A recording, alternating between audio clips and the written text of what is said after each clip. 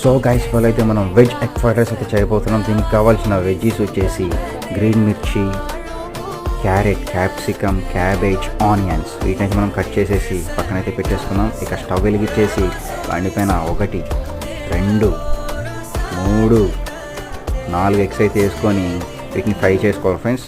అటు ఇటు తిప్పి ఫ్రై చేసేసుకొని ఇది సపరేట్గా ఒక బౌల్లో అయితే వేసేసుకోవాలి, పక్కన పెట్టేసుకోవాలి.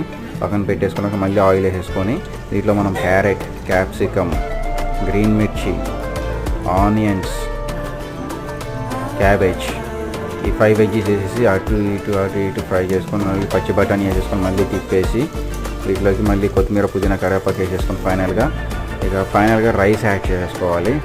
రైస్ యాడ్ చేసి మళ్ళీ ఫుల్గా యాడ్ చేసి అటు ఇటు తిప్పి కారం తగినంత ఉప్పు వేసి మళ్ళీ తిప్పాలి. అటు ఇటు తిప్పేసి ఫైనల్గా నూడిల్స్ మసాలా వేసి డార్క్ సోయా సాస్ వేసి కలిపేసేసుకొని ఫైనల్గా మనం పక్కన పెట్టుకున్న